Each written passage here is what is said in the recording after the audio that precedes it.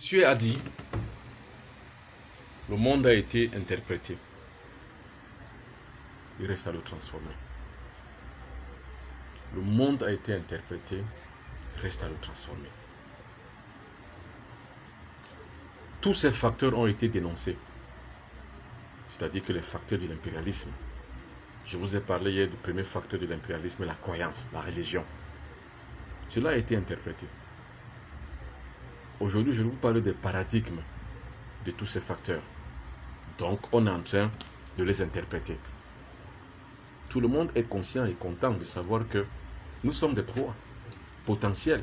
Dès que nous naissons, on vous donne un nom, on vous greffe un prénom qui est occidental. Moi, on m'a greffé le prénom de Benoît. On a greffé à un autre Paul, à un autre Firmin, à un autre Vincent, à un autre Jean, à un autre Christian, à un autre je ne sais quoi. Et ces prénoms sont des signes d'appartenance à la civilisation occidentale. Donc c'est une véritable infiltration culturelle. C'est ça. Nous parlons de quelle langue là? Le français. Et c'est la question que je posais à mes frères d'Afrique Média. Vous voulez combattre la France, mais vous parlez en français. Vous vous habillez en cravate et vous êtes des chrétiens. Comment vous allez combattre la France et vous avez des prénoms français? Vous ne pouvez pas. C'est pas là le combat. C'est un combat de pure conjecture à la forme et à la surface. Ce n'est pas là le combat. Le combat est à la révolution. Et comme je l'ai dit, la révolution non violente. Une révolution douce, silencieuse et lente. C'est-à-dire, le plus puissant, ce n'est pas celui qui tape, qui tabasse les gens. Ce n'est pas celui qui a la force physique sur les autres. Mais c'est celui qui sait adoucir le mœurs des peuples. C'est lui le plus puissant. Le plus grand combat, ce n'est pas avec la force matérielle.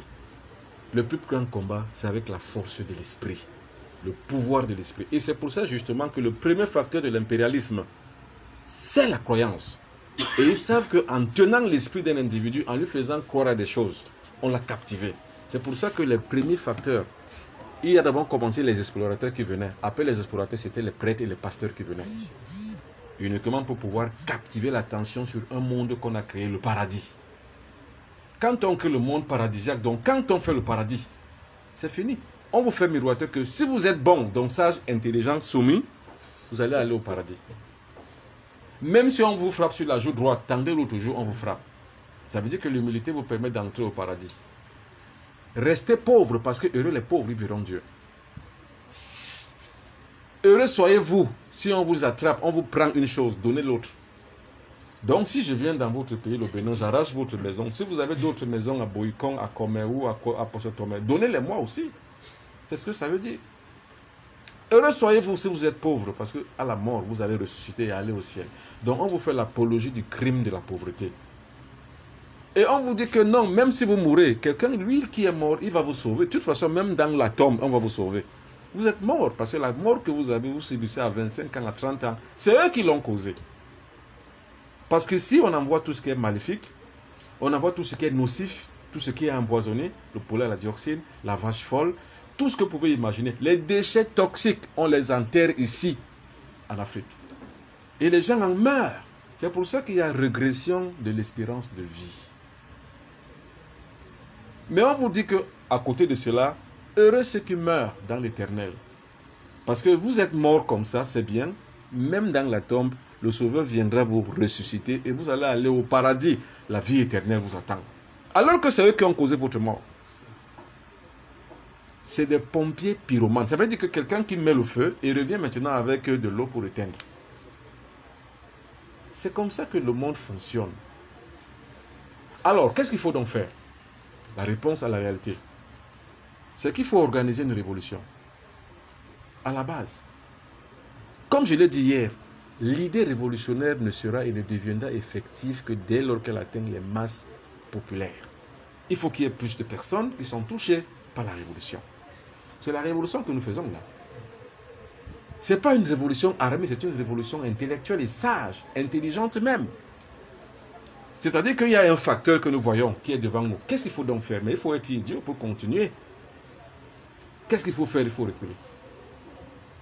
le surmonter, parce qu'en fait, vous ne pouvez pas vous y opposer. Parce que vous allez trouver en face qu'ils ont des armes. Et on dit, seule la force matérielle combat la force matérielle.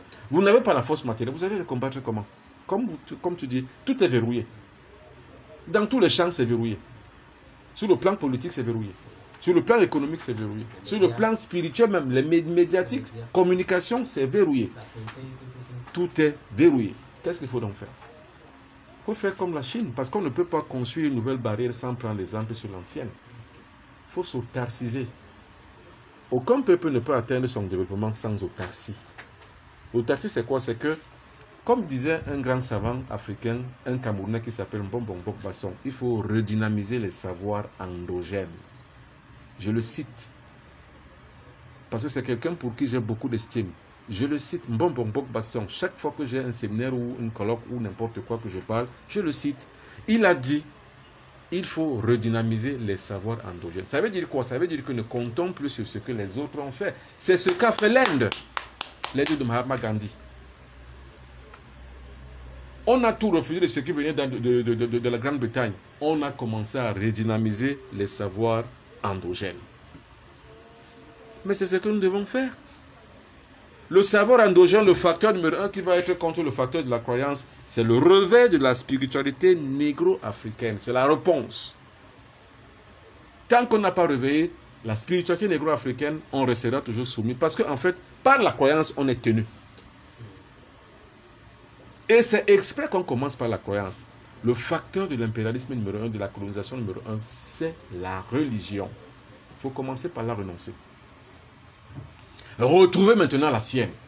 Ou du moins mettre les bases de sa spiritualité sur la sienne. Sur sa propre religion.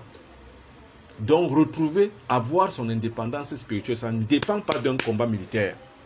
C'est d'un combat intelligent. C'est ce que nous devons faire.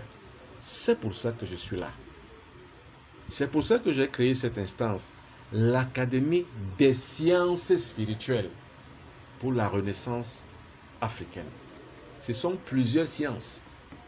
Et ces sciences-là, on retrouve les mêmes à l'époque d'Imhotep, avant l'avènement du christianisme. Vous voyez?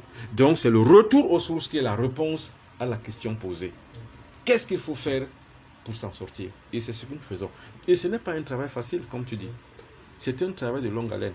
C'est un travail qui va aller de génération en génération. Ce n'est pas moi qui vais le finir, c'est une prétention.